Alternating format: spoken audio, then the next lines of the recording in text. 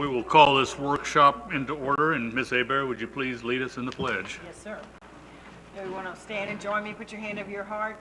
I pledge allegiance to the flag of the United States of America and to the republic for which it stands, one nation, under God, indivisible, with liberty and justice for all.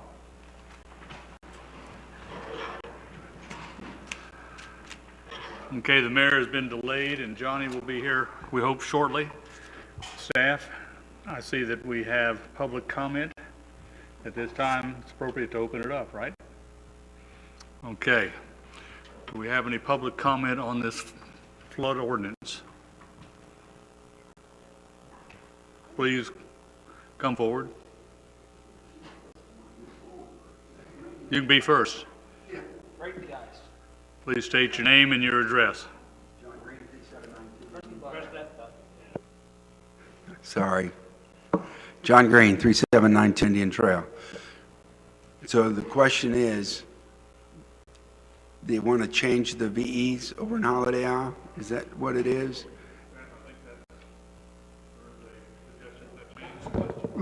Maybe what would work best if we would let staff present so that their comments may have a better context. Yes. Yeah, okay. So that's what we thought it was. Perfect.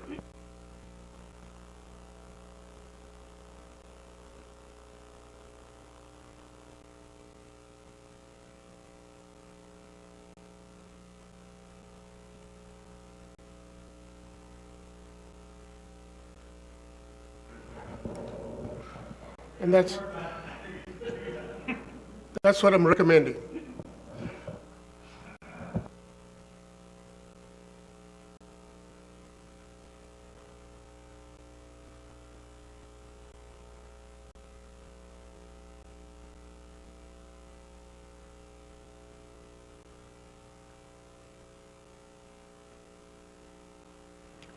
Go ahead, sir. All right, good evening, Council and Mayor, and thank you for holding this workshop and giving the staff the opportunity to propose the changes to the flood ordinance to you tonight. We have a presentation in which we're going to focus on the following items: how height is measured, current flood design standards, proposed flood design standards, and impacts of new proposed standards. I kindly ask that we hold any questions until staff has presented the entire PowerPoint presentation, after which I think we can then open the floor to questions and answers. And so now I turn it over to Tracy Goodhart, who is our City Floodplain Manager, to present the presentation to you. Good evening. Thank you, council members and citizens of Destin. So this evening we have a workshop to discuss our current flood ordinance and the proposed changes. So first we'd like to discuss how height is currently measured within the city of Destin. So it's important to note that the flood ordinance does not impact the overall height of a structure. The criteria for measuring building height is within a special flood hazard area is located within the city's comprehensive plan. This definition states there's 3 different ways that height is to be measured via the comprehensive plan. Essentially, a building height shall be measured from the highest point of the crown of the road, the average grade of a subject property, if not in an area that has a federal emergency management agency base flood elevation, or FEMA base flood elevation, whichever is higher. And I know that it's not written very well or clearly, very clear, but essentially what that's stating is that we have 3 methods of measuring height. 1 is the highest crown of the road, 2 is the average grade of the subject property, and 3 is from the base flood elevation from the FEMA firms, if you're located in a special flood hazard area, whichever is highest, to the cornice line of the structure.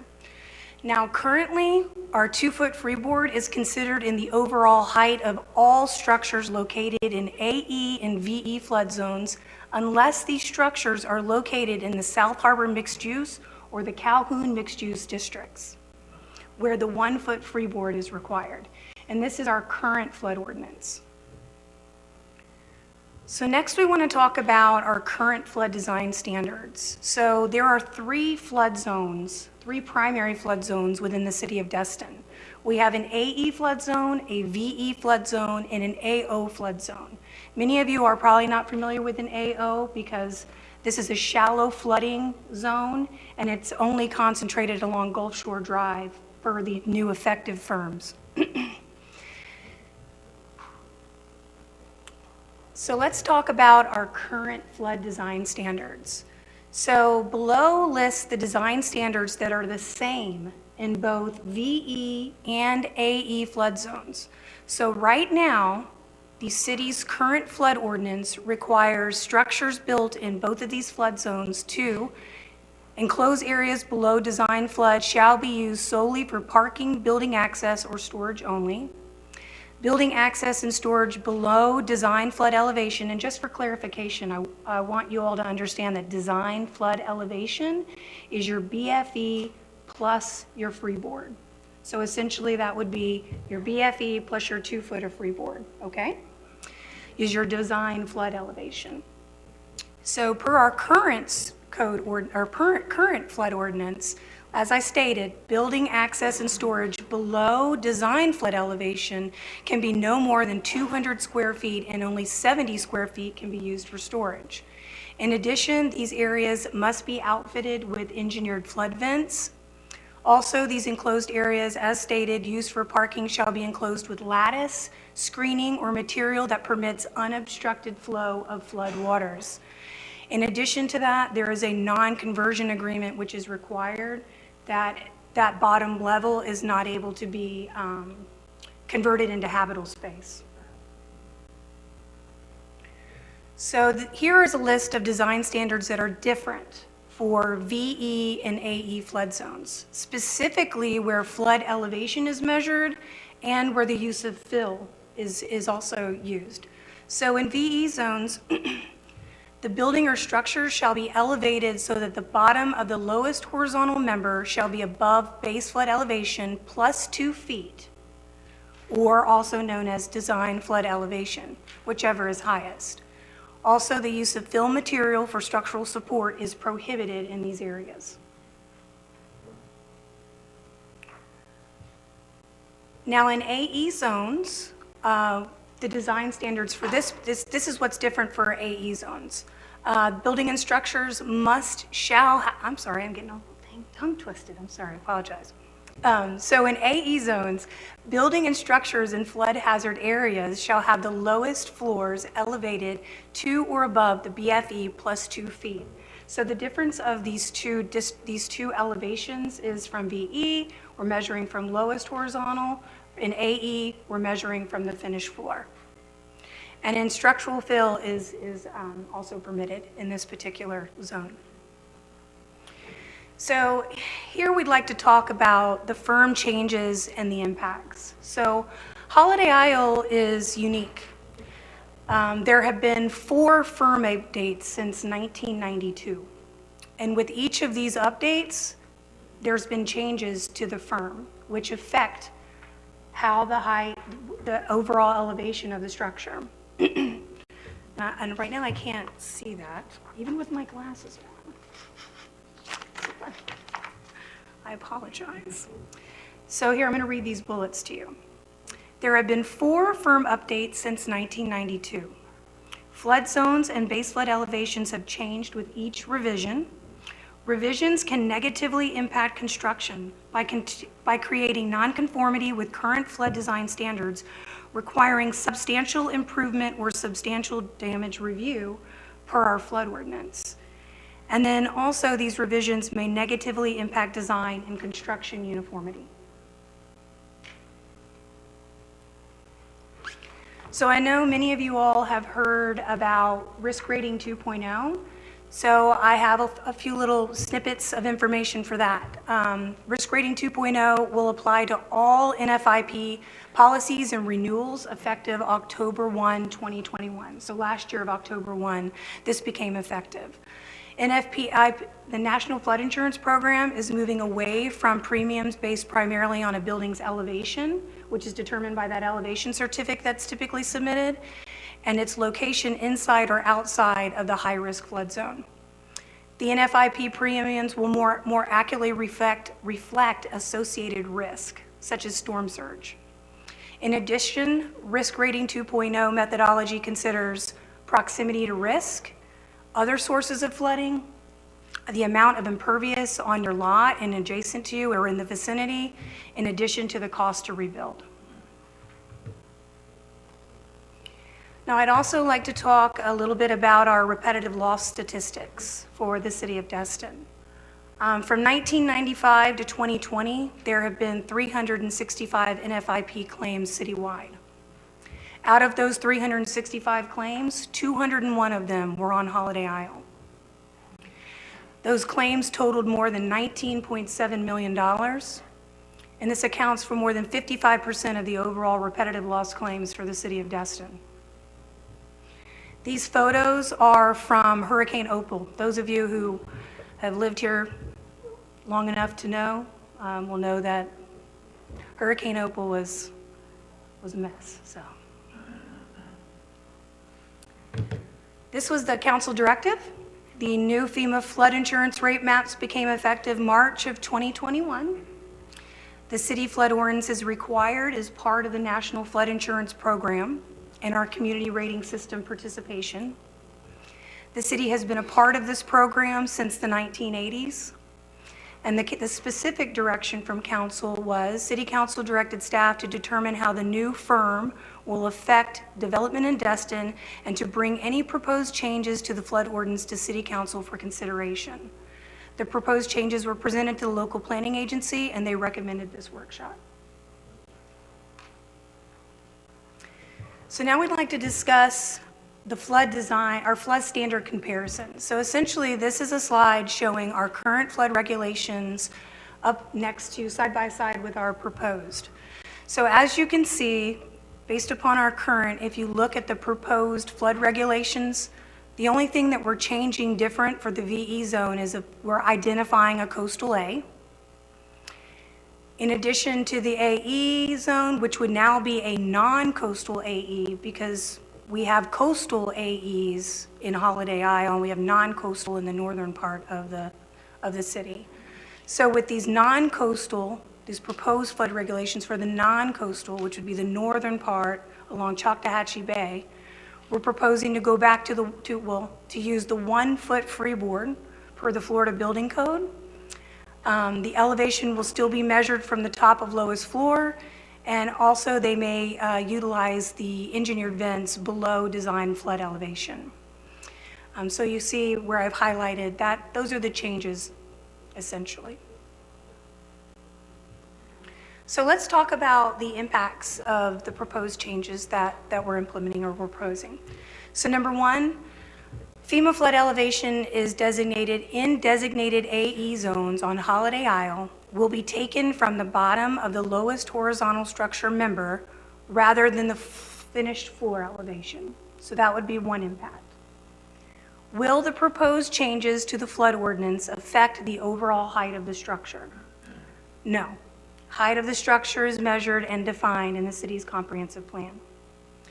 Will the proposed changes to the flood ordinance affect the habitable space? Yes. The elevation for structures located on Holiday Isle or designated coastal A zones will be measured from the bottom of the lowest structural horizontal member. Number two, another impact, this would prohibit slab-on-grade construction on Holiday Isle. Number three, this would provide for higher flood design standards in a coastal high-hazard area, allowing to protect homes and investments, more resilient post-natural disaster, potential lower insurance premiums, and a potential CRS rating increase by designating the coastal A. Number four, the proposed changes potentially will provide uniform flood design standards on Holiday Isle by implementing piling construction only, enclosing no more than 200 square feet below design flood elevation, and structural fill will be prohibited in this area. And number five, Non-coastal AE zones will utilize the Florida Building Code standard, the 1-foot freeboard design standard, and may have enclosed area for parking below, per the Florida Building Code and the ASCE 24. Oh, wait, no, was it? Oh, there was it. I must have hit the wrong button, sorry, I'm gonna go back one, okay. So, I hit the bottom button, my apologies. Okay, so number 5, as I stated, the 1-foot freeboard would be implemented in the non-coastal AE. So here is a map showing the proposed coastal A zones. They're identified in the hashtag area. Now, it's important to note that this coastal A, at least along the northern part, is defined by a limois, which is FEMA defined. Holiday Isle also has a limois. But as you can see, here's the map, shows the designated coastal A zones. So here's staff recommendations. The first recommendation we have is the height measurement. So staff would recommend modifying the definition of the building height in the comprehensive plan to measure height in the special flood hazard area from FEMA base flood elevation to FEMA base flood elevation plus freeboard. Essentially, if you look at the image below, on the right-hand side, this is where height is currently measured from. So it's currently taken from that base flood elevation. If we modify the definition in the comprehensive plan to include the freeboard, then that proposed height measurement will be taken from the upper arrow, from the finished floor or lowest horizontal.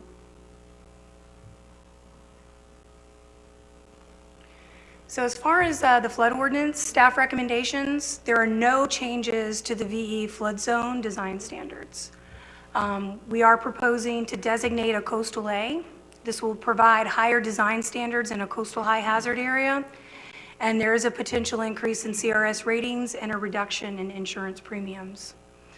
Also, the coastal A and VE zone design standards will be the same. It'll be the 2-foot freeboard, piling construction, elevation measured from lowest horizontal member, enclosed no more than 200 square feet below design flood, and structural fill will be prohibited. The 1-foot freeboard will govern in non-coastal AE zones per the Florida Building Code, and enclosed space below design flood elevation in non-coastal AE zones may utilize engineered flood vents. And this areas will be only for parking and storage only, and this will allow structures located in these non-coastal AE zones more than 250 square feet of enclosed space below base flood. And with that, I open it up to questions and comments. All right, and before we take questions from the council to help facilitate the assembly of questions, we'll open this up for public comment at this point, and that way we can take those comments and apply those to questions to our staff, and we'll just go from there. So, without further ado, I'm going to go ahead and start at this side of the room and work my way. I just want to remind everyone that they got 3 minutes. Just when you come up, turn on the microphone, state your name and your address. And then if any council members have a question for you, we'll take the liberty to do that while you're at the podium. All right, is there anybody over here that would like to come up, chat? Come on up. Go ahead.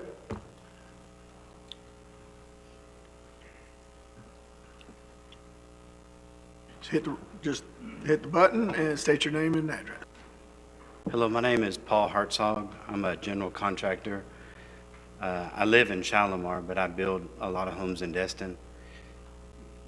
I've been trying to keep up with some of the changes, and Noel's helped me quite a bit on it.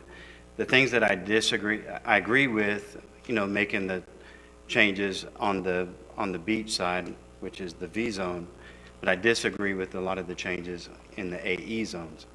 I don't think you're ever going to satisfy insurance to where they're going to be paying claims just like that and giving us all the discounts. I think the building codes are very, very stringent, especially today. We didn't see after any of the hurricanes anywhere where the hurricanes have demolished houses with the new building code, only on the old building codes. I disagree completely with how they measure the houses and the height. We got a rule that says you can build 30-foot houses, yet we can only build a 28-foot house because we're having to measure 2 foot in the ground.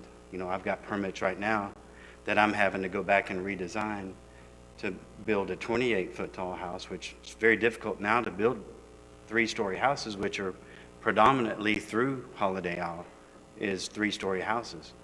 So how do I do that if I'm not even allowed to build 30 foot, which is your rule, you got to build 28. So I like the change that they're doing there where you can measure from there.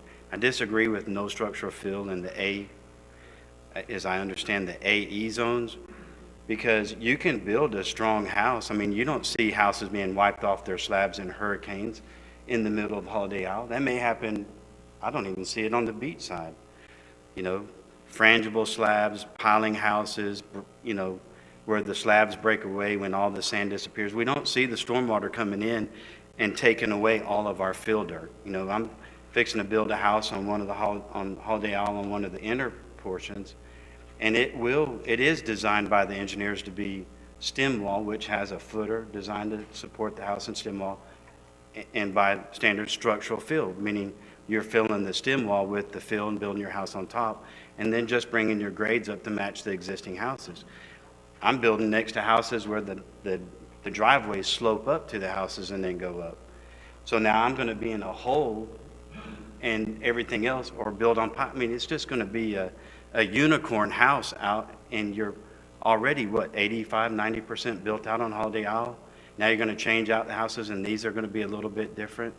So I know I got 3 minutes, but those are the kind of things that I disagree. I think our building codes are very stringent. I think our houses built today are lasting through the hurricanes, and I think when you see damages to houses, they're to the older homes. They're not to the houses today.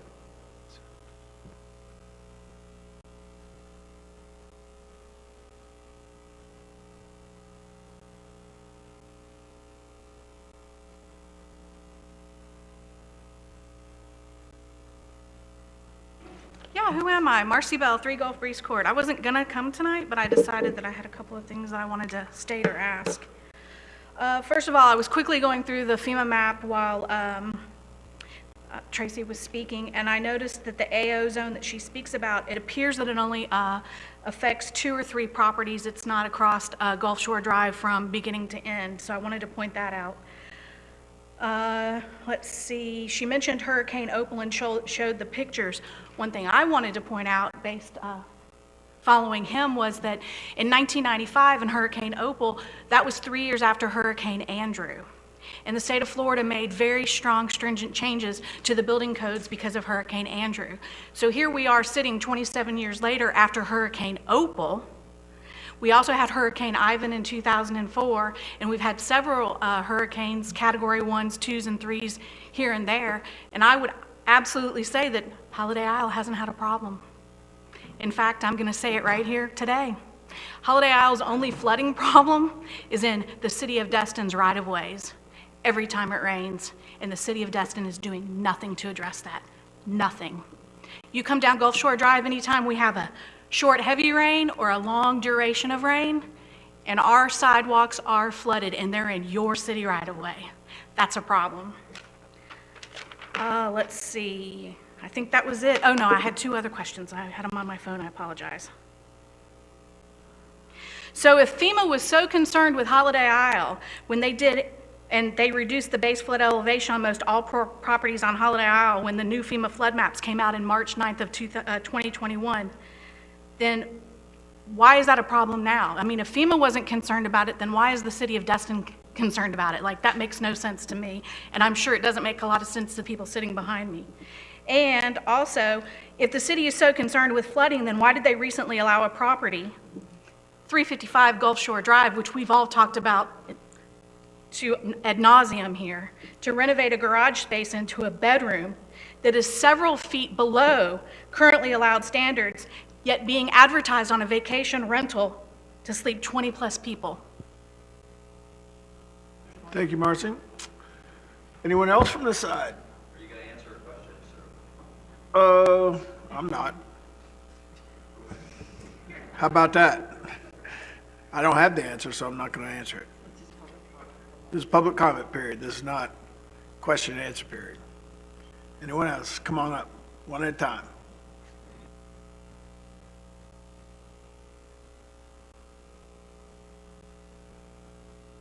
Good to see you, sir. Darrell Shelton, 18 Noriega Road on Holiday Isle. Mayor, council members, thank you for letting me chat with you tonight. I wanted to get up here close to the front end because I can't hear well enough to know what's already been said. So if I say something over, please forgive me this time. I don't have a dog in the fight personally.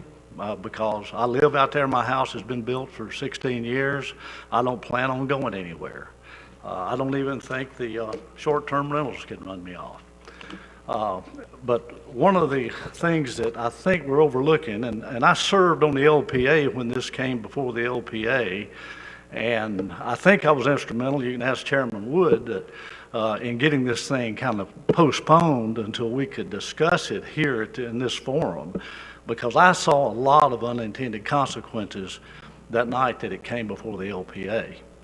And I'm going to just bring out a couple of them, and I'm sure some of these other people will expound on them that can hear a little bit better than I can. But in the presentation, it said that the flood ordinance does not impact the overall height of the structure. Well, it will impact the overall height of the structure on Holiday Isle without a PCNR change. And I'm going to tell you, changing the PCNRs on Holiday Isle is not an easy thing to do. The reason that I say that is because we have a 40-foot maximum height limit on houses. Our measurements are from the base flood elevation and not the design base elevation, as we're calling it here. In other words, from not the 2 feet. And actually, now that you're changing the designation to coastal, that's really going to add 3 feet because the floor is roughly, especially if it's on a wood floor, then that floor system is going to be near about 12 inches thick. So you've decreased the amount of space, livable space in that house by at least another foot. So I see where you're going to change the code on your measurements to go to the floor levels. That's a proposal in here. But there again, keep in mind that Holiday Isle, I doubt that we could ever change that because that's been in effect since 1962. So what you're going to do if this ordinance passes as written is, yeah, you will do one thing that I really would be pro. You'll eliminate some of these mini hotels because you can't put just so many bunk beds in an attic or in a garage. So that was one thing I wanted to bring to your attention. And I just questioned one more thing in the presentation, and that was the insurance claims. That was over a 27-year period, and I'd like for the staff to comment on where those numbers came from because I looked all over the internet and I could not find that. So if you would give us that, we'd appreciate it. Thank you, Darrell. Any questions for Darrell? Was it up there? Darrell, I have a question for you. There was a comment made that almost 90% or 95% of the available properties have been built out. So this change in this ordinance, when you're talking about a 3-foot reduction versus a true 3-foot reduction versus 2 foot, is that just going to affect new buildings being built or remodeling? Well, my understanding is, of course, if you hit the 50% limitation on cost, then you're going to have to bring all the structure up to the current standard, which we have a lot of properties out there on Holiday Isle right now that's obviously subject to redevelopment. But from he was correct, the previous speaker was correct, talking about us being around 90% built out. I think we're closer to 95% built out. With regard to single-family lots. I rode the canals the other day. I don't believe we have but about 18 to 20 lots right now that's vacant. And with that being said, and I understand why FEMA, why people may want to change these regulations, but stormwater runoff, we've got the best system in the world on Holiday Island. It's called canals, with the exception of with the end of Gus Shore Drive. And when we had the 23.5 inches of rain after Hurricane Sally, I think it was, we got no flooding from falling water. We never do. It's always rising water. So with the being as built out as we are, and the redevelopment coming, I just think we'd have a little patchwork of houses right now. As you can see, the new ones that are going in out there, they're all pretty similar. I mean, most of them are built elevated, built on slabs, so forth and so on. And my best guess on this, being in the real estate business for almost 44 years, if this ordinance passes the way it's written, if somebody's got a low-lying lot in the 4 to 5 foot range, it would diminish the value of that lot by at least $500,000. And the reason I say that is we had a vacant lot to sell out there about 2 weeks ago for $2 million on the canal. Okay, that's why I asked that question. I figured you'd clarify it. I had a question a comment about the, if we change something, then the PCRs have to change on Holiday Isle. Is that something that, I don't really understand, I don't know what PCR means, but something obviously with the Holiday Isles Association, I assume? I think he's referring to their covenants and restrictions So if we- as per the HOA. That our ordinance, because of the way it measures, being different than what their HOA measures it, the way their HOA measures it, he's saying they'd have to amend their covenants and restrictions in order to keep the height. Is that right, Darrell? Did I?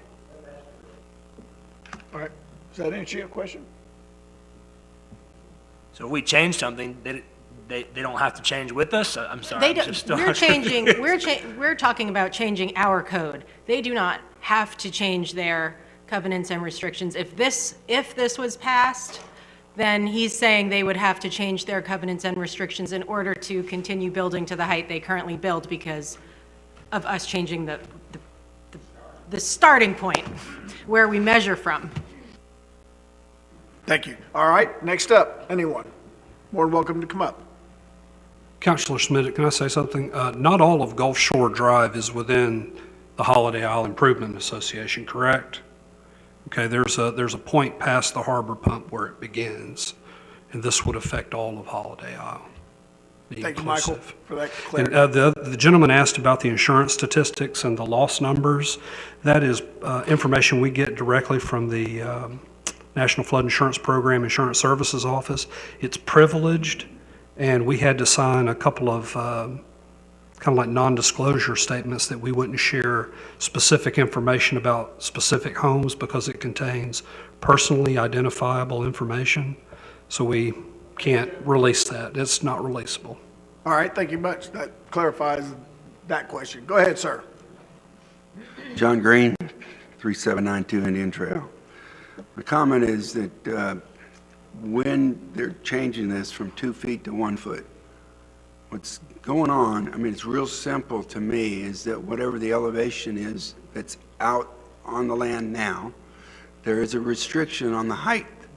I don't think anybody cares what the dirt is. Everybody cares what your height of your building is. So if I have two heights, and the specific out of the code was that in pre-March 2020, the code had our AEs at different elevations, specifically a 9, and now, or 11, and those same elevations changed to a 7. So we don't care about the ground, but we care about the height of the building. So if I start at 11 and I have to be 2 feet, my house is at 13 plus 30. Now, take the next house that gets a 7 because the code FEMA changed. I'm living in a cracker board house because I'm now 7 plus 2 plus 30. That guy's at 35, I'm down at 30, and I'm sitting here like a dwarf. So that's how it affects. That's where the language might consist of equalizing the median height elevation of the roof without having to make this house a gable roof and this guy a flat roof. So that, we can have the early, just modern house versus the Victorian house next door. So I think some of the language could be changed to address some of that elevation changes for height of the building. Because I don't think we want to change 30 feet to 45 or 50. I think it's pretty consistent that the houses are 30 or 40, but the elevation next door is what I think is the big issue that the council should address. Thanks. Thank you, John. Up next. Don't be bashful. Press your button, sir. Curtis Smith, 65 Siesta Bluff. I came here just kind of informational, but I did want to provide some feedback. I own a local civil engineering firm. Most of my work is over in Walton County, but I do a little bit of work here. Tons of information on flood, if you guys ever want to catch up. Way too much probably for tonight. But one thing that stuck out to me, I had no idea what any of this was. I mentioned it to Tracy a minute ago. This just happened in Walton County. And it was a house in Driftwood Estates we were working on when this was enacted, the coastal A zone particularly. What happened in that case was every lot was built out except for this one. These folks had a shoring wall on the back, a seawall, and it's AE7 zone, and the coastal A zone was added in those new maps. They have to do a stormwater plan, which is why we were involved. As we get into it, I discovered the map was updated, and I told them, unfortunately, the news you're about to get, you're not going to like. You can't build your house anymore because of the Zone A, this coastal A. And it's the structural field prohibitive. That's what happened. So basically, every house around him was up at elevation 7 to 9, and he was down at 3.5. The structural field prohibitive said you can't do anything in your lot. He has a seawall in the back at elevation 4.5 to 5, so it's sitting in a bowl. Nothing you could do. The code now says he can't fill that lot.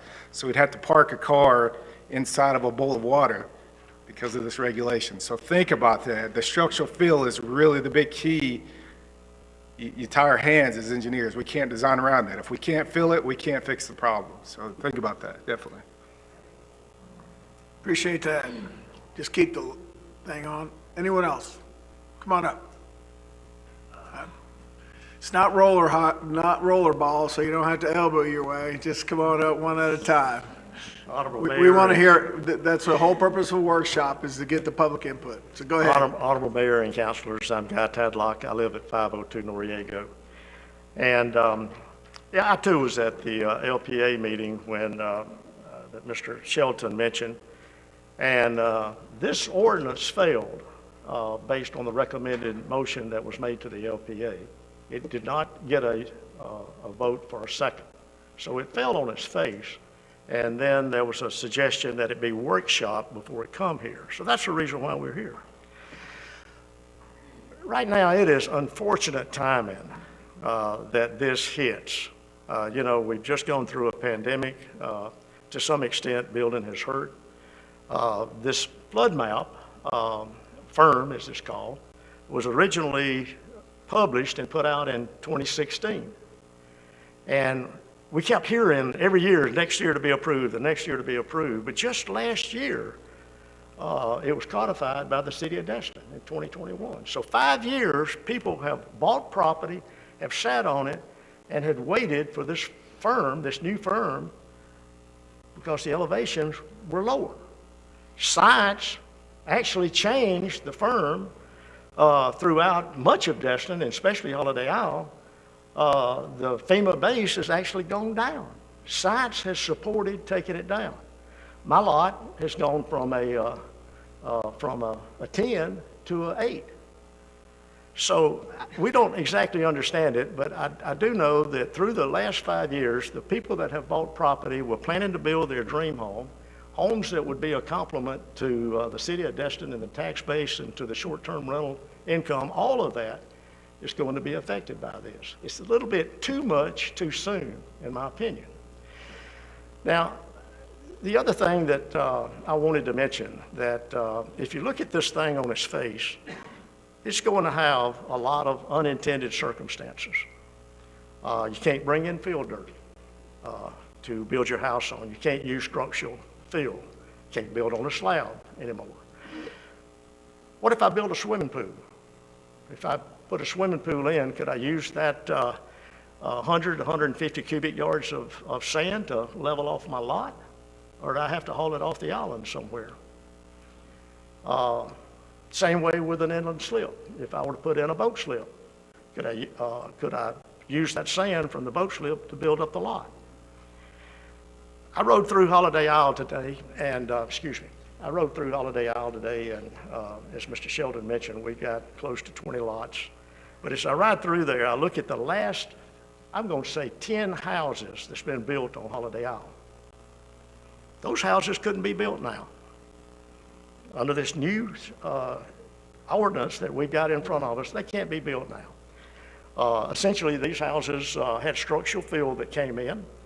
They built up to the FEMA +2, the freeboard, nice manicured lots and all of that. But these can't be built now. It's going to change the architecture of Holiday Isle forever. I kind of hate to see it. I think we had some good things going, and I think we even had some better things going if we get out from under this pandemic and we don't go out there and change a bunch of stuff that would affect people wanting to come down here and invest money in their property. Guy, can you wrap it up? Can you wrap it up? I sure can, I'm sorry. But just quickly, the comment relative to the number of claims, if you notice in the left hand, it said repetitive claims. Okay, so if you've got a property that floods in Hurricane Opal, it's a good possibility that same property flooded. So that's repetitive stuff. And those kind of properties are not going to be built in the future under the new one. So that's going to go down. But the most important thing that I've got for you tonight is, Matt, I don't know if you can do this quickly, but if you could go to the Northwest Florida Water Management floodmaps.com. This is basically the map that was shown a little bit earlier. This map right here. But if we could pull that up, I'd like to show that to this group. And this is probably the most important thing that I've got. While Matt's pulling it up, we talked about the justification for doing this new. No, it's not in the presentation. It's not. That's not it. We need Matt to pull it up. Thank you. But the thing that I look at in this is that this thing was based on essentially changing and creating a new flood zone called Coastal A. You heard that talked about. It's in your presentation, Coastal A. If you look at Coastal A, and this is it, look at it. You look at the red area around the shoreline, that's VE. Okay, if you look at that, it goes on around the tip of Noriego Point, which a very portion of that tip is VE. If you look at the harbor, it's AE. The harbor, which has the greatest influence of all of those lots on Holiday Isle, is AE. Now, I'm going to go around Calhoun, and if I look at Calhoun, you will see the red, you'll see the VE zone all the way down there. Look in Joe's Bayou, a VE zone, not AE. The science is pointing everywhere except on Holiday Isle. So I think there's really got to be a lot more thought put into going down this path, because I'm concerned that the unintended consequences is going to far outweigh any possible benefit from flood insurance. And during the presentation, it said potential improvement 2 times. Thank you, Guy. All right, go ahead, ma'am. I wanted to ask a question while both of these couple of past gentlemen have brought it up. Coming in here tonight, I thought we were just basically shifting from 1 to 2 or 2 to 1. Didn't think that this was affecting like a small percentage, but really a big percentage. So I guess I don't get the big picture here, but why are we changing something when there's only like 5% left to build over there? Why are we going to mess this up for the people that have already built, Then we're gonna have like, some houses look like crap next to some nice mansions. And like the civil engineer, the guy that has no bone in this dogfight comes in and says, you're gonna cripple people because you're gonna put like a swimming pool kinda can't fill. I don't understand why we would even think about doing something like this to a part of our city and not allowing fill. I mean, I can't grasp this. Let me clarify the whole fill thing, okay? We're not saying you can't bring in fill on Holiday Isle. It just can't be structural fill. The fill can be brought in, let's say, so we're saying you can't do structural fill, so you can't do a stem wall and put fill in inside the stem wall and have a slab like that and build it up. What we're saying is, yes, the house needs to be on pilings, and so you're not doing structural fill. If you're doing pilings, you can still bring in fill, such as if you still want, a parking slab, a slab for parking, you can still do that. You just have to provide documentation from an engineer that what fill you bring in doesn't impose any adverse effects on adjacent properties. Yes. That's your question? Kind of, but in a way, like if he was to clear out his dock and you build a dock and then the sand from where he's putting his dock in, he can't put that sand into as a fill?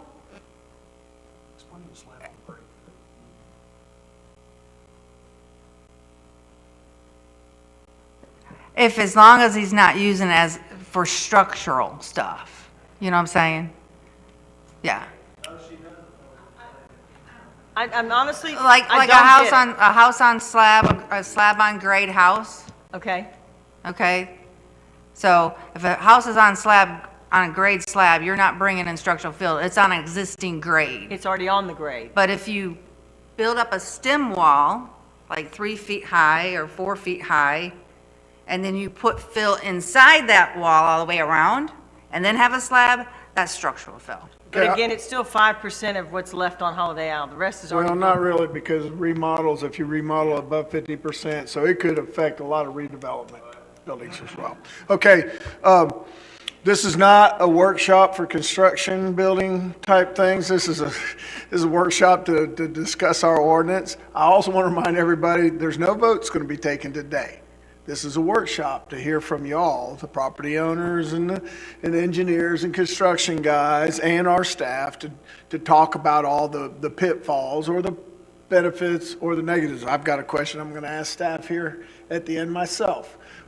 So as far as construction techniques and all that, what we don't understand, we have a staff that will educate us at that point before you have to make a decision on approving or disapproving such an ordinance. So we're not done with public comment. We want to hear from everyone that wants to share their thoughts and concerns. Guy, I had no problem giving you more than 3 minutes because you were definitely onto something, and it was very informative for the council.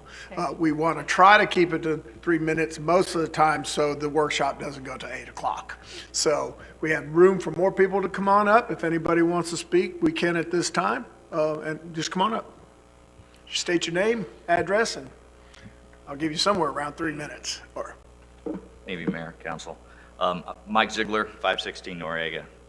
We built, just finished our house a couple years ago. And, it was post-Michael when we built it. If you notice, the only house standing in Mexico City Beach was on a stem wall with backfill.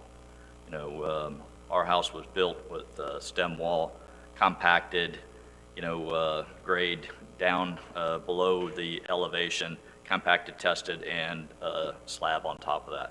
We built it 13 and a half feet. We were an AE10. We're above that by 3 feet.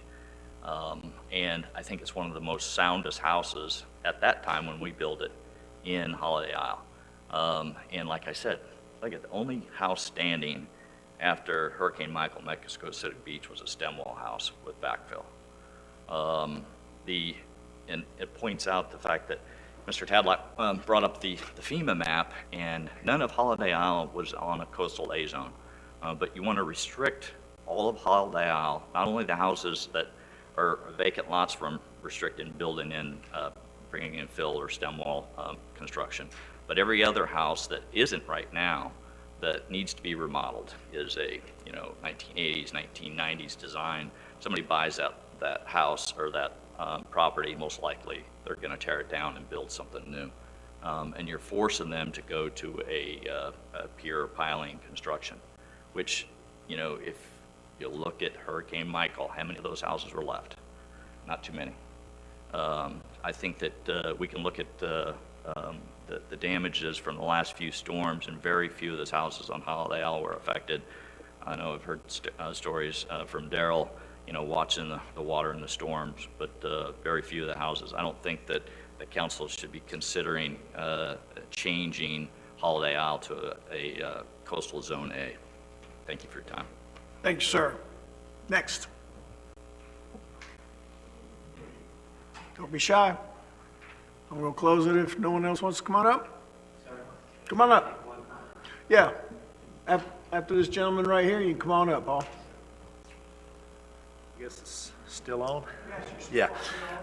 Name's Jim Parker. I bought the house at 529 Noriego last year, and we've been designing a house, and we're going to submit it fairly quickly to try to get in before these changes take place. But I've been a contractor in Auburn, Alabama for 30 years doing commercial work, and what everybody's saying is accurate. You know, you're changing in a major way the rules for the remainder of the people that are out there, and Holiday Isle has a lot of room for redevelopment too. Obviously, we have a lot of houses that will be gone in 5 years or 10 at least, I'm sure, and redevelop the way the economy in Florida is going and everything else. And you know, they're going to be upgrading and adding to the tax base and bringing in more people and so forth. So I don't really know enough about it to get too animated about it today, but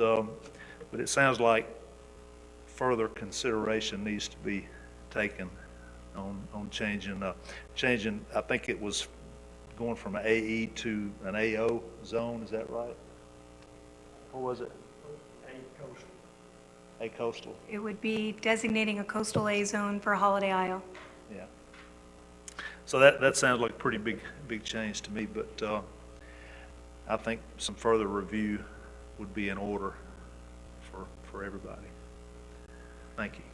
Thank you. Thank you, Jim. That's what this workshop's doing at this time, getting information. Come on up, Paul.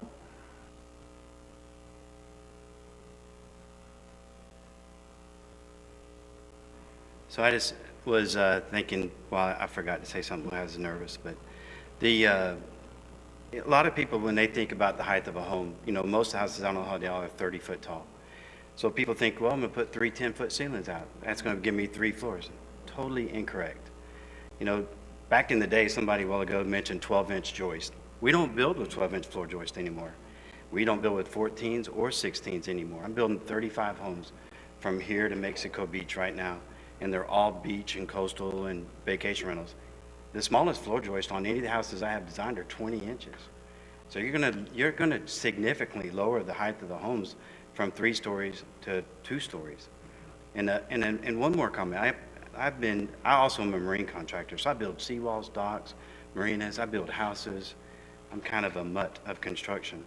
But stem wall houses, you don't see problems with stem walls houses. You design the footer to hold the stem wall. You backfill it with the fill to get to the appropriate height so that it matches the grades across, pour the slab on top, and build your 3 floors.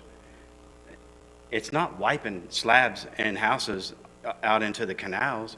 The water rises, it comes over this street. So you made the best comment a while ago about the water rises, it goes from this canal to that canal. We got the best stormwater plan out on Holiday Isle.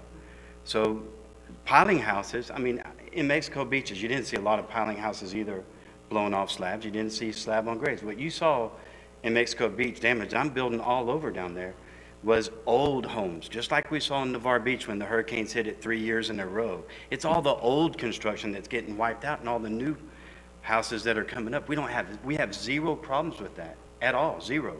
So there is no problem. There's no sense in doing, and nobody builds slab on grade on the Holiday Isle anywhere. It's all stem walls just to get to the appropriate height so you can swells and do all the grades so it matches across. That's the only point I wanted to make. Thank you, Paul. We appreciate your information. All righty then. No further comments? I'm going to go ahead. Go ahead. Hey, rather be late than never. My name is Lisa Mason, and I live at 211 Durango. And I'm just wanted to say that I've been in contact and talked to some of the owners that are out-of-town owners. A couple of them are in Colorado, and then one I talked to was like in Texas, and they've got lots or they've bought properties that they intend to build on in the next few years. They're planning their dream home, and they were not aware of this. And they asked for Zoom links, and I said, I don't think there's a Zoom link. You can go on a YouTube. So they can't really share their comments. And I just wanted to make a comment real quick about the fill. I'm not an expert like any of these guys, but I do know that so many of the homes have already had fill brought in, and there are a number of people who are bringing it in ahead of time because they know that this was out there and potentially going to happen. And so what you're going to do, and what you said about the fishbowl, you've got a lot of older homes that will have to come down when they're remodeled because that 50% rule. So you're going to have this like little fishbowl, these little roller coaster out there because they're not going to be able, when they come in, and they may not be a lot, but they're going to be a house that's been there since the 80s or whatever, that's going to have to be torn down and it's going to have to be built on. And they're going to be, the houses next to them are going to be up here and over here, and then they're going to be down there at 4 feet or 6 feet or whatever, and it's going to create an issue and it's going to look strange, and it also kind of, it's a little punitive to the folks that can't be here to express themselves for you guys and tell you that, you know, hey, I was not going to build for another 2 or 3 years. I bought this lot and I have these plans and I'm working on it, but it's not going to happen now. So, and it's also going to increase the cost of building tremendously for these people. So, thank you. Thank you much. Last call. Going once, going twice, going 3 times. We'll go ahead. Up, Jim. You did that on purpose, Jim. Go ahead. Jim Wood, 3790 Misty Way. I have no housing dog in this fight. I am the chairman of the ELPA. When this issue came to us, I guess, one of the things to make a recommendation to the council, you need good data to come before you to make a good recommendation. Now, when I looked, there are, 25 people in the room tonight. If I had the same meeting at the LPA, maybe 5 folks would show up. There's a big difference in the public comment you get and our ability to make a good decision, maybe. So it's a little tough. I guess one of my perspectives is a little different. I guess my concern is the CRS rating.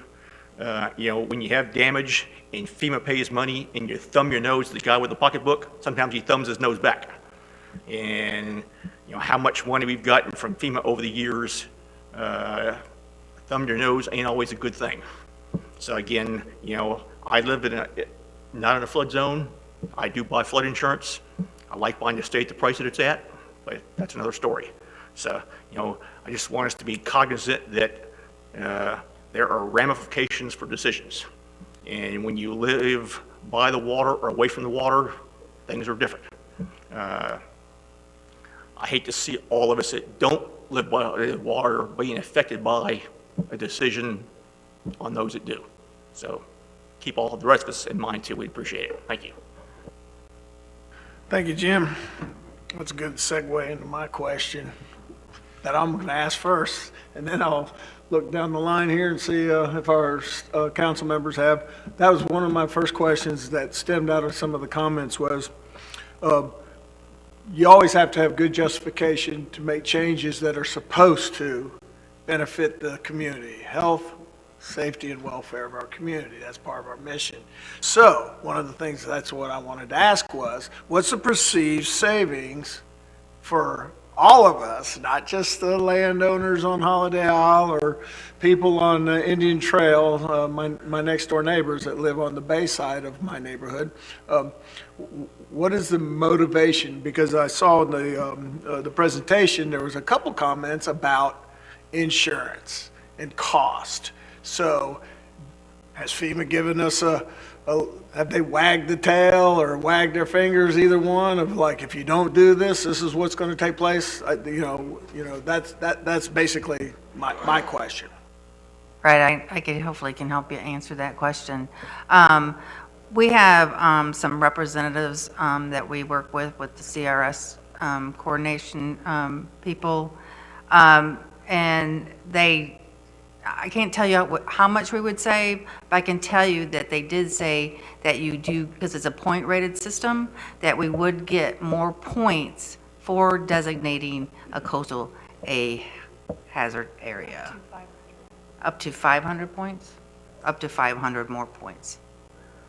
What's that translate to? What's 500 points do for me?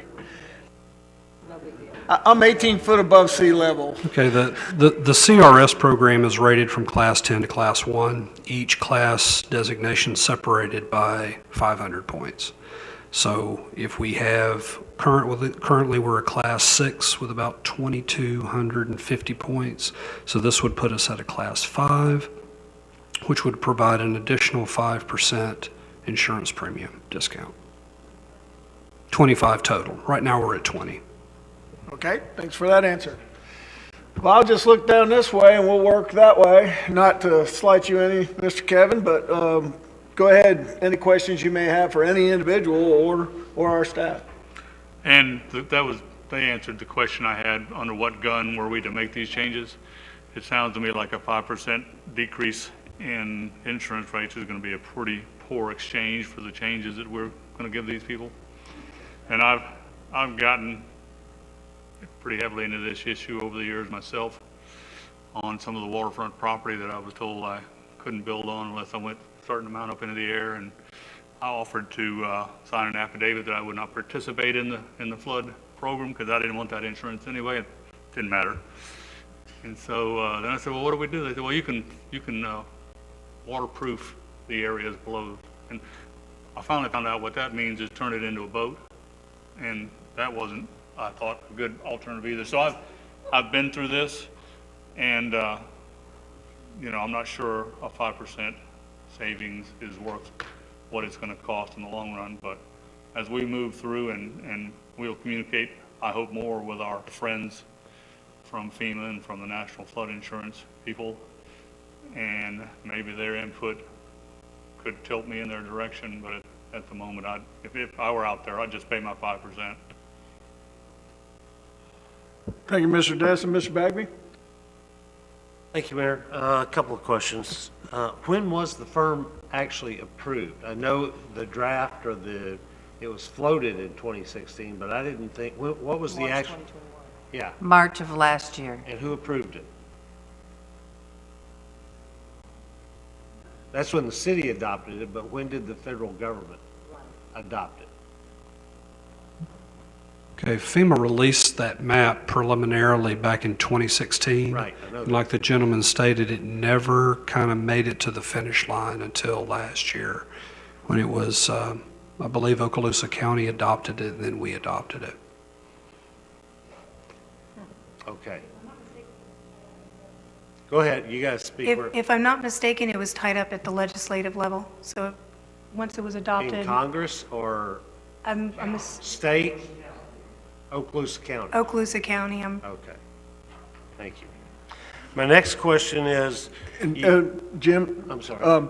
As these questions are asked, y'all feel free to jump in. You don't have to apologize or say, raise your hand or anything. Jim, okay? what's the reason for, I'm just curious, that 16, is it set for so long on the municipal level, or is that a concern that you're bringing up? It is, and I'll get to that in just a second. I do things structurally.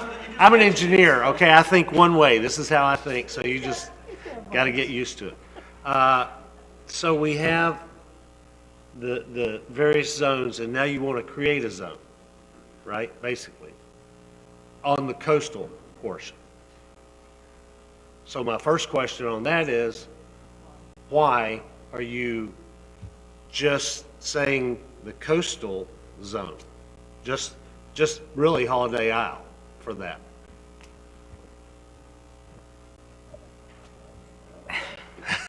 I mean, I'm sure there's some rationale or logic. I think I can do this one. The 3 zones that she spoke of earlier, VE, coastal A or coastal AE and Yeah. just plain old non-coastal Right. AE, have an additional height factor associated with wave action. So VEs are also called velocity zones, and in those zones you can experience wave action over 3 feet. That's what kind of defines the VE. Areas in adjacency to VEs will still have those waves, but they won't be 3 feet. So coastal As are typically designated for those areas with expected wave action from 3 feet to 1.5 feet. Areas where it's less than 1.5 feet is just your traditional non-coastal AE. So that's the difference. So there's not to get exceedingly technical, but when you have flooding, just ponding, you have this thing called hydrostatic pressure, and the water's kind of just resting up against the building. Yeah. In a VE zone, you not only have that, but you also have hydrodynamic pressure where the waves are crashing against the building. And when she mentioned the lower level of the building being covered with lattice or openings, and that takes the force of those waves, and it either breaks away and it exposes the bottom level, it completely opens it, or it has sufficient openings that it allows a lot of that energy to pass under the building.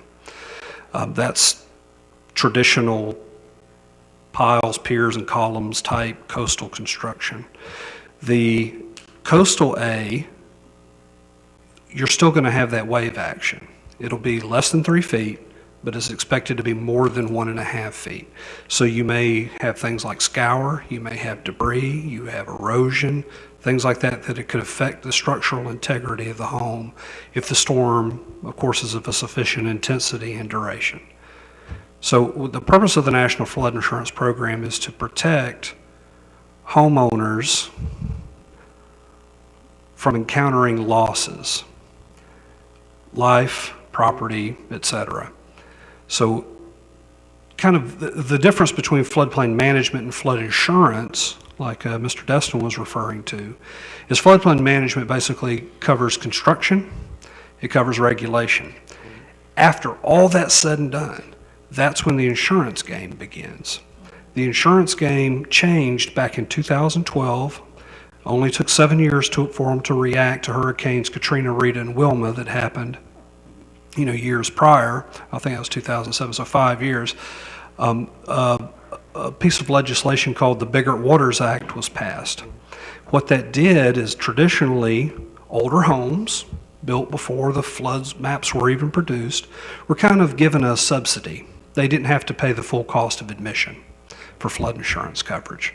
That changed, and it put them on a 5-year implementation schedule to get from a subsidy to full actuarial rates.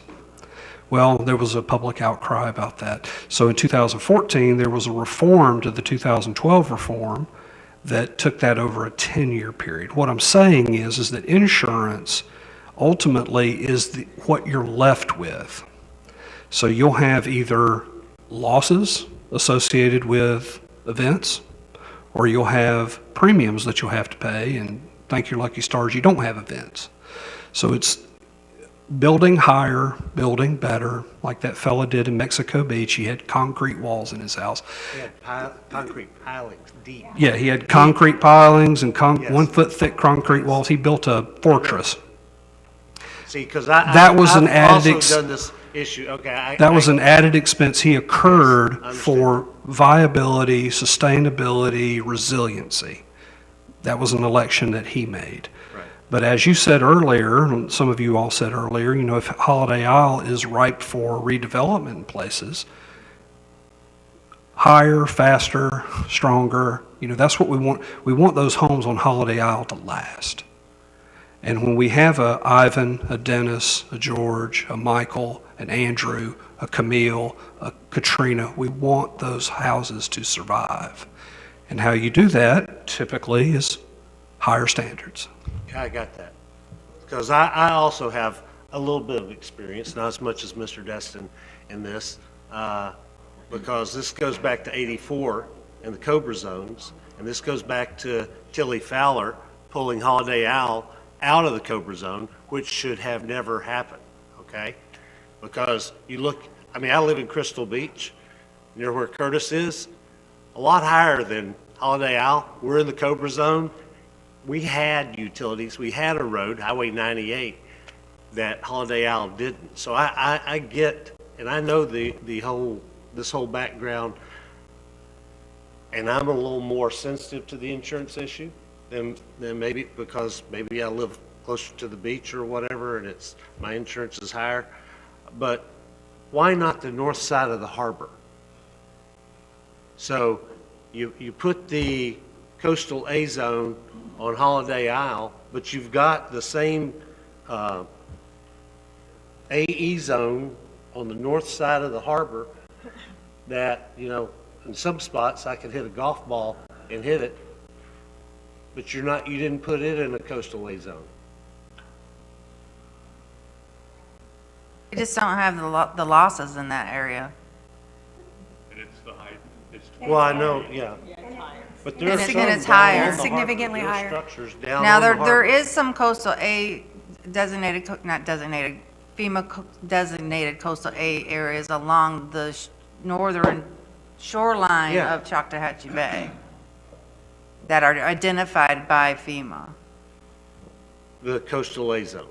Yeah, and I see that on your map. I'm just trying to figure out why you're setting up these two, and I got it. They're north of the harbor in the older part. Those houses are not right on the harbor or not right on the bay. Some of them sit back. They're older. They've been there through 90 storms that I don't even remember the names of. But I'm just I get a little nervous when we start dividing people and saying, well, you guys got to do this, follow these rules, and, but you guys who are similarly situated have to follow these rules. And I understand, trust me, I know more about Cobra zones than you could ever want to ask. But because that's the one thing I wanted to do 8 years ago was get Crystal Beach out of the Cobra zone so that people there could get flood insurance. They can't, it's cost prohibitive for a lot of people out there. They can get it. So my next question is on the Holiday Isle PCRs. Did we look at them? Did we take the impact and the change of our regulation into consideration on how it would actually look on the ground out there? Regarding Holiday Isle, no. I mean, The output. This is an output question, okay? I guess Our input is, we're going to change our flood rules, okay? Their input is, we have our CC&Rs, or they call them PC&Rs, whatever. And guess what? As long as they're not less restrictive than ours, they still apply. If they're less restrictive, they have to at least come up to whatever restrictions we have. But theirs are more restrictive. So these two come together and there is an output. And the output is the construction of homes. What's the impact on, did we consider the impact of when these two met, what the impact would be on construction? You understand what I'm at? Maybe I'm not being clear. I can try to be more clear. That's probably a technical question. I mean, we didn't consider the impacts of the Holiday Isles covenants, if that's what you're asking, no. And I think that staff took into account FEMA's recommendations only. And then when it went to LPA, we heard from members of Holiday Isle and became aware of this issue and hence scheduled the workshop to hear more about it, get information gathering, and then, as you know, you don't make a decision tonight. We can still come back to the city council with information we gain tonight and make any changes that you all want to make. And I think this is, coming from FEMA recommendations, and the policy decision ultimately really is the insurance reduction worth making these changes? Right. And I think that's the bottom line. I think Mr. Destin hit the nail on the head, is a 5% reduction for 13,000 people offset by the pain that we're going to cause to the 1,000 people or whatever the population of Holiday Isle is. And I don't know that we know the answer to that right now. And I think that is the question, but just in a little bit of FEMA's defense, I'm not saying I disagree with Holiday Isle, but the intent was not to cause Holiday Isle pain, but to increase the safety there. Now, that's FEMA's intent, certainly, for what that is worth.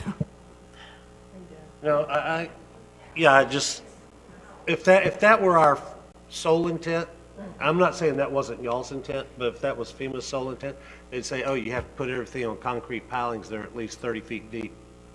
Okay, and you got to have X amount of pilings per square foot of base, and they didn't do that. I mean, Understood. Yeah. It's not their perfect. job. FEMA doesn't do that.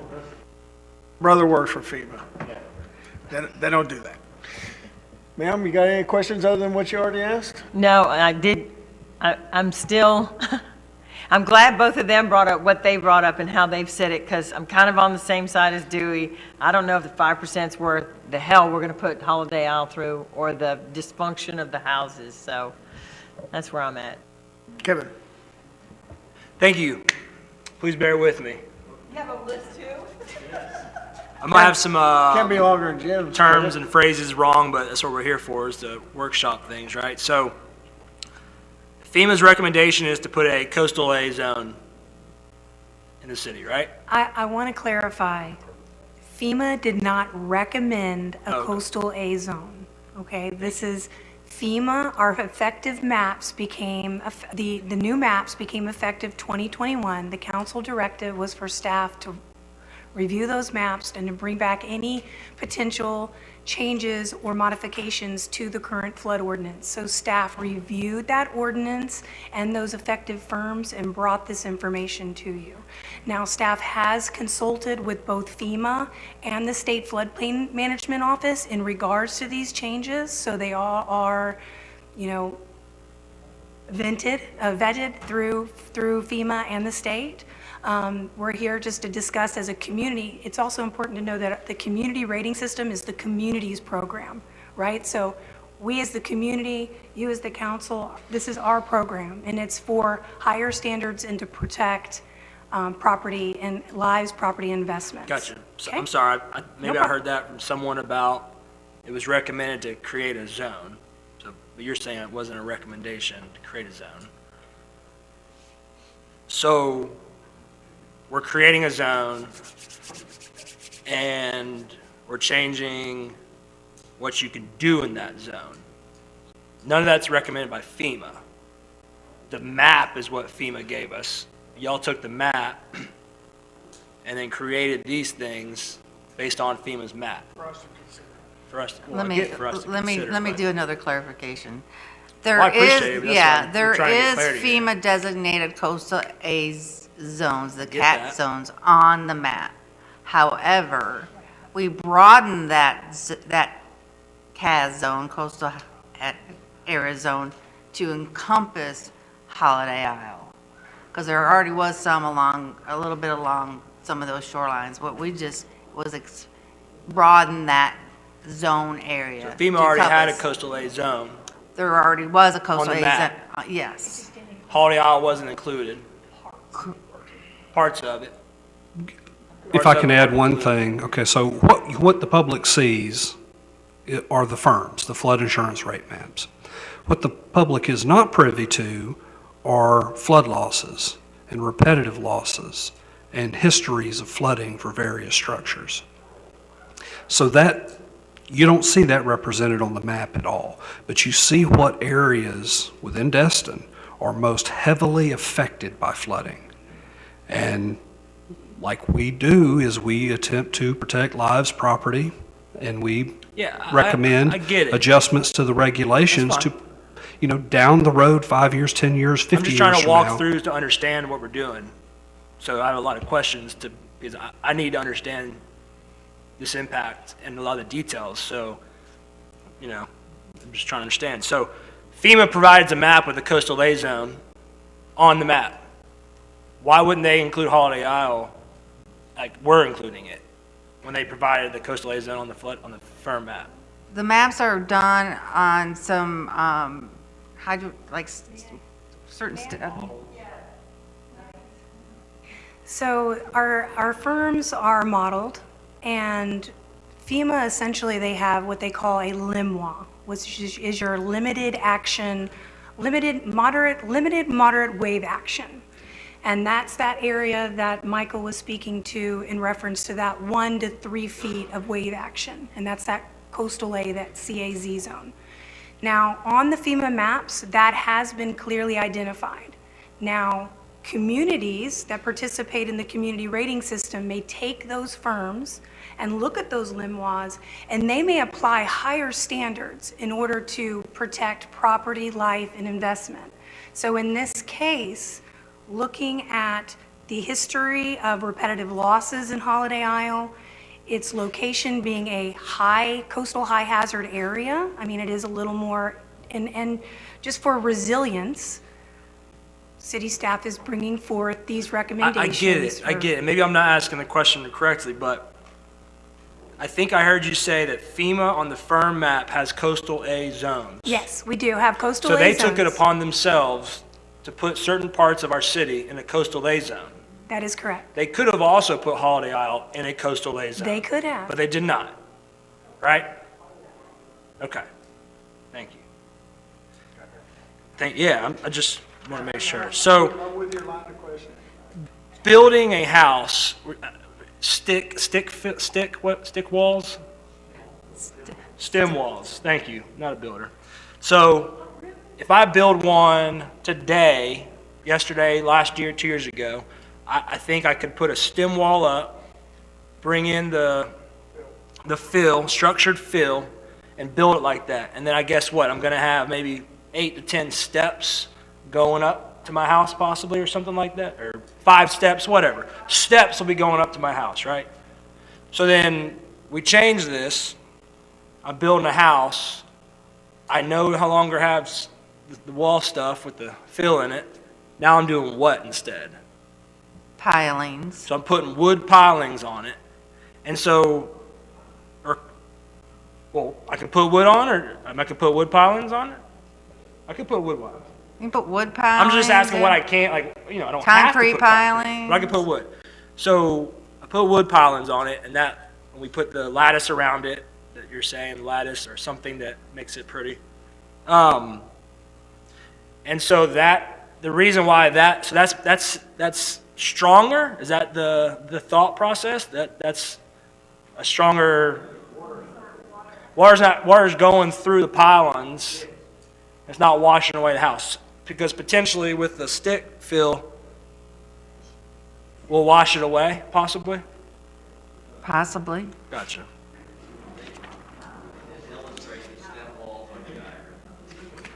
Okay. I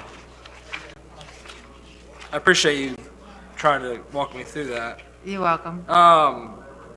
So, I guess my last question is, and this is probably Tracy and our other staff. I mean, you are educated, and you know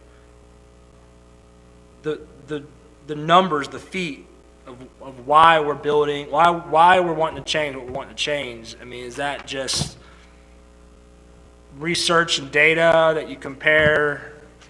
In regards to freeboard? Yeah, freeboard, like the change. Like why can't we make a structurally sound, like change the measurement but still use the backfill, the filled dirt and the stem walls? Like, can we not have the same achievement but still allow people to do the structural fill? You most certainly can. I don't know, I'm just asking. Yeah. There's already a feasibility, if you designate a coastal hazard area, a CAZ zone, coastal A zone, if you designate a coastal A zone, then the guidelines tell you in that designated area, you have to build to VE standards. Okay. In VE standards, which is your velocity standards, you cannot build on a stem wall. You have to build on pilings. In other words, you did not make those standards up. Gotcha. Correct. So it wasn't That's all what saying you're it's getting at, prohibited. Kev, right? It says you have to do the VE, which the VE says it's prohibited. That's fine. I just didn't know if staff was just throwing some stuff on the whiteboard and it says, here's how we want everybody to build, or what? Because, you know, we have a staff that does a lot of things, and you're here to do stuff for us, but I'm just trying to understand how we got to these recommendations, so.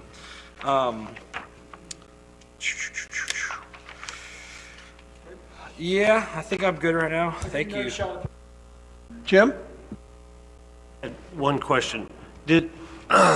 And this may go to the history, maybe Mr. Wood can answer this, or Guy or somebody from Holiday Isle.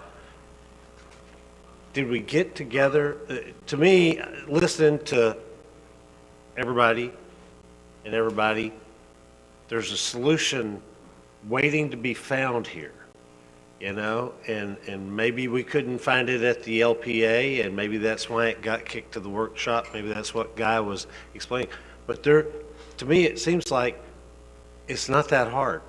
It's not like people want to build unsafe houses or houses that wash away or houses that get flooded, you know?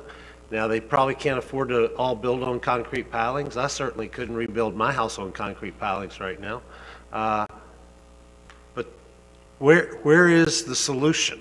That's what I would like to see the staff, along with the folks from Holiday Isle and the LPA, and Curtis, who I know, oh, my other neighbor is here, wow, okay, come together and just give us a solution, because we don't want it to be, well, we're either going to raise everybody's insurance rates 5%, or we're going to protect, you know, Phil, basically, on Holiday Isle. There's got to be an answer here, somewhere in the middle, and I would like for y'all to get with whoever the Holiday Isle Association folks are and the LPA folks are, and figure out what's the solution everybody can accept, and bring that solution to us. Thank you. On those lines, Jim, Dewey, I'll get you next. My question to staff is, because you made mention of it, is that if you designate that zone, then it changes the requirements according to FEMA and their insurance guidelines.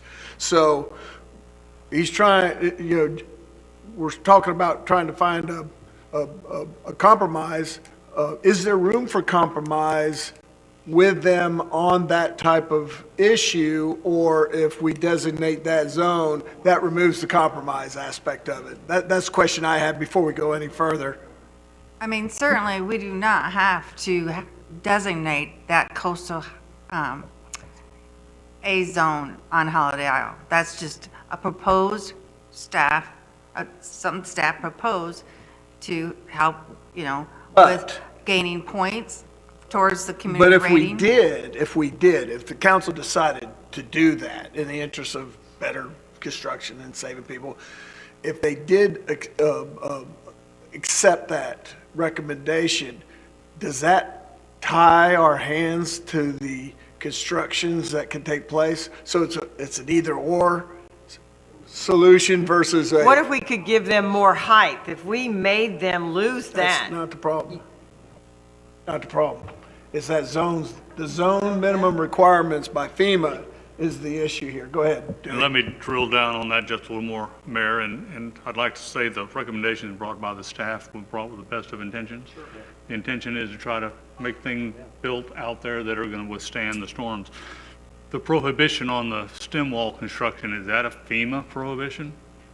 Yes, if you designate a coastal area zone, coastal A zone, then you are to their standards, you are to build those designated coastal area zones to the VE standards, which are the FEMA standards. And the VE standards don't allow the stem Correct. walls, the only structures that survived in Mexico Beach. That's typical federal thinking. What would happen if we did all of AE but made a few tweaks, as the mayor is perhaps recommending? That's kind of a compromise and a hybrid that I would be interested to see what their reaction is to. You know, staff is open to any recommendations that council or you know, if we want to take in consideration the citizens, absolutely. I mean, you know, I think that's why we're holding this workshop. And especially if we had some supporting documentation from some engineers who have experience with these things and built some of the few things that survived Mexico Beach, because the kind of storm Mexico Beach got, if we get that, no matter what we're trying, Holiday Isle used to be covered with pine trees like are over at the Coast Guard station. I believe it was the 1926 hurricane that washed them all away. Hurricane Opal, while it was bad, came through at 26 miles an hour. That's what saved us. If it had come through at 10 miles an hour, there would be very little left. And so we can do our best, and that's the direction we should go in. But let's get some experts that, you know, can give us some direction and not just take recommendations from our benevolent overlords up in the federal government, Well, which oftentimes don't make any sense at all. yeah, the good news is, Mr. Destin, is we get to make that final determination for our community, so that's the good news. We've got some, go ahead, sir. Go ahead, Jim. Come on up. Hey, got to state your name and address all over again, so, because it's all public record. John Green, 3792 Indian Trail. I did over 30 forensic investigations from Mexico Beach all the way down to Panama City during Michael. If they were in the path, I don't care what they had. It came down. We talk about that guy that built the mansion down there. He sued the contractor because he had his vents flip up and get water in the house. If you get hit by a storm and it goes through your house, you hope to God they left, because they ain't going to be there anymore. And the storm can go right through. You can look right at the neighbors. This house is damaged. The guy's wall's gone. He's got all his Schotskys, little things on the wall, and they're there. And when you see that, it's unbelievable. So it's a storm, it's a storm. I appreciate that, and along those lines, Mr. Destin, you know, our staff brought us some recommendations based on their knowledge and information of what FEMA requires.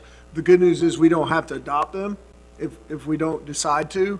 I think in the workshop, we're not going to make a decision here tonight. We're not going to do any legislative deals. I think this has exposed a lot of information for the next LPA meeting to explore this.